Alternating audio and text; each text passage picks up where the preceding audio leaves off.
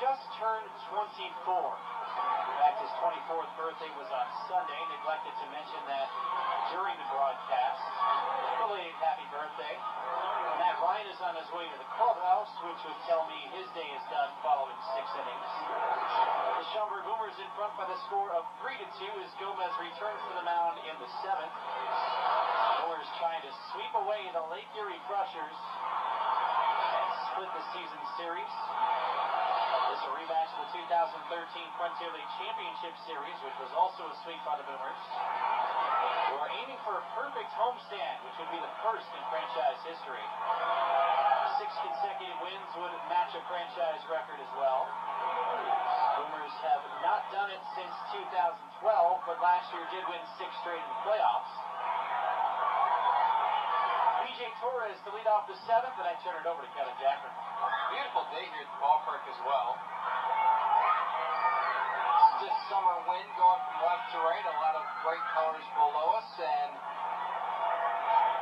temperatures mid-70s, I think it is today. What new color can we pick on?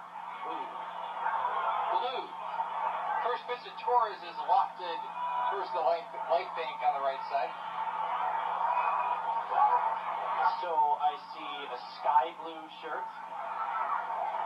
I see standard blue. The 0-1 is outside. How about that powder blue right past the Lake Erie dugout? I see turquoise. Is that blue or green? Yeah, that's blue. I consider that blue. The one outside, because of course I'm the aficionado of all things color wheel.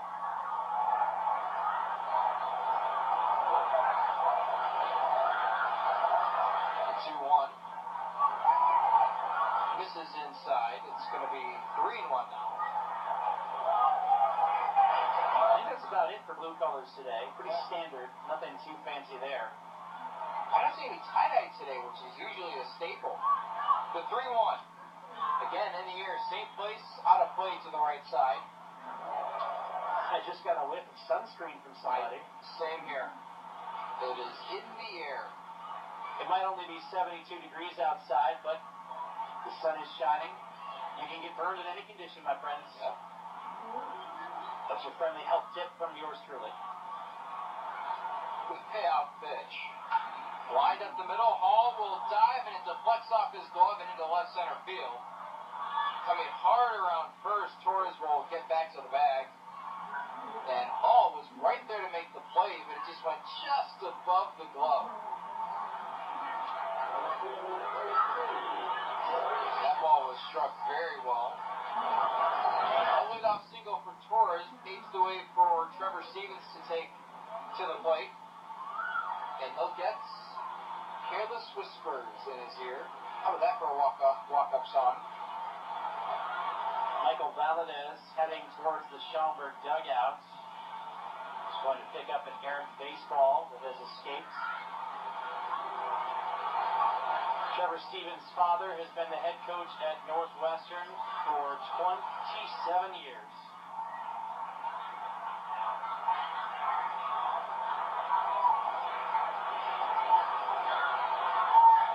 First pitch to Stevens is to the right side. Good push, but deep will field, and it's going to be an infield single for Trevor Stevens. A breakdown in bunt coverage and a beautiful executed push bunt sends the runner Torres to second and Stevens to first. I don't know if it was a breakdown defensively as much as it was an absolutely perfect bunt for Trevor Stevens. That was past the mound and past Delmonico at first. Athoney Gomez was coming off the mound to try and field, and he didn't even really have a chance to get there. It was past him. Since he kind of chased it a little bit, he wasn't able to cover first. Delmonico was charging, and there was no chance for anybody to throw out the speedy Stevens. The Crushers have themselves an opportunity here in the 7th.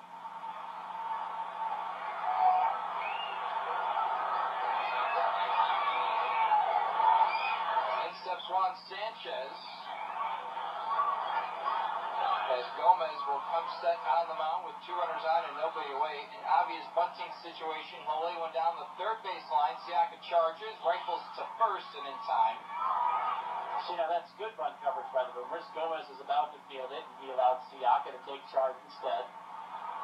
By the way, reason for that little brief Valdez ball exchange over to the left side, that was P.J. Torres' first professional hit. Aha! Was previously 0 for 4 with the Lake Erie Crushers in his first action as a professional.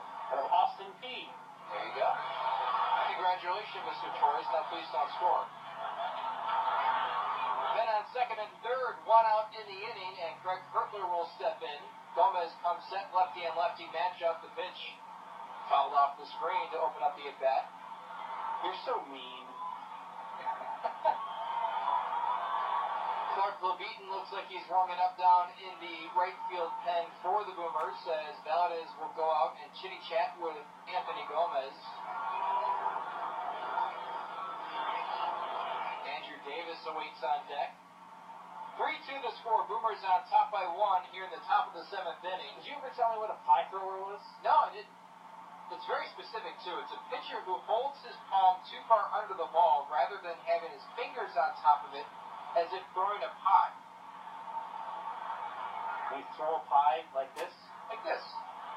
No, the palm it's an awkward, Okay. Pushing the ball. Like a shot put. The 0-1 to Hertler is called up and out of play to the left side. I like the description of shot put better. It was said at one point in time, I messed up my shoulder in high school and I kind of forgot how to throw during the rehab process. And my coach told me I threw like a shot put, so I changed it again. He goes, all right, now you're looking like you're throwing a grenade. All right, you just got to stop pitching. It was literally, I was like Kareem Abdul-Jabbaring the ball from third base. The 0-2 to the plate, it's outside. Good pitcher's pitch for Gomez. Well, that means we have to get to today's Frontier League Trivia Challenge, which should be fairly easy for all those who follow the Frontier League who are tuning in today. In what season did the Lake Erie Crushers win the Frontier League Championship?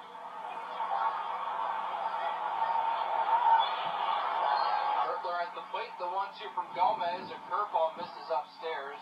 Hide the letters.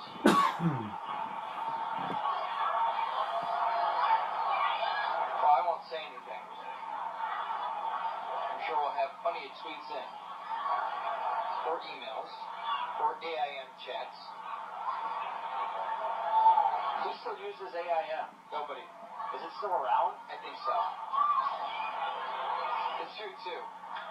High near the left side. Coming in is DePinto. This one is going to be shallow enough for Hull to make the grab, and he rifles it back to third. Siaka will cut it off, and the runners stay at second and third with 2 outs in the inning, and that is a huge out for Athoney Gomez to keep the tying run 90 feet away. I was half thinking that Clark LeBeaton may come in to face Andrew Davis, but the Boomers like Davis turning around to bat from the right side, and so instead we have a visit from pitching coach T.J. Nall to chat with Gomez about the plan of attack. Andrew Davis hits just .231 against lefties compared to a .270 average against right-handers, so that is the reason for allowing Gomez to continue out there, nursing a 1-run lead. I knew Mike Radomski would be on the dot right away. Well, I hope so. 5th year in the Frontier League for Mr. Radomski? 09. So is that 5 years? 9, 10, 11, 12, 13, 14, 6. Yeah, this is the 6th if you started in 09. If my math is correct and I have 6 fingers. Gomez returns to the mound, Nall returns to the dugout, and here we go. And Andrew Davis to the plate, 2 outs in the inning. The first pitch is in the dirt, blocked by Michael Valdez. Valiant effort from the backstop.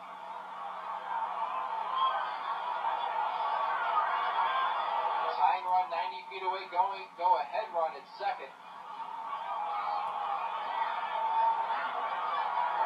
Andrew Davis, the .259 hitter, 2 homers, 16 knocked in, 1-0 the count.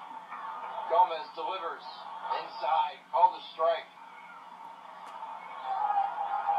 Twin Frontier League vet Andrew Davis, 30 years of age. This is his final season in the league. Although he keeps joking to try and convince the league to up that age limit. Here comes the 1-1. Outside, backhanded by Valadez in the left-handed batter's box.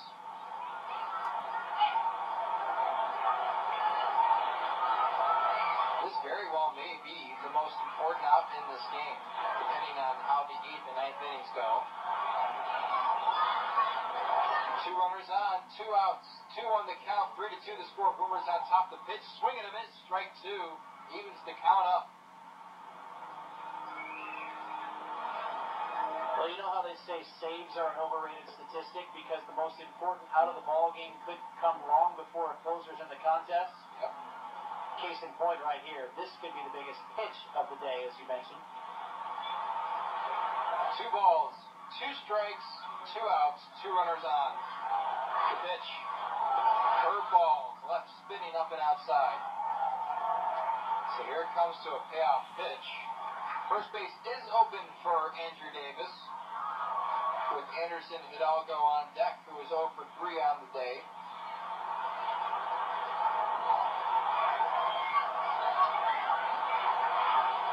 Gomez comes set, the lefty. Winds and deals. Chopper to the left side, and Davis will stay alive with a foul into the pressure dugout.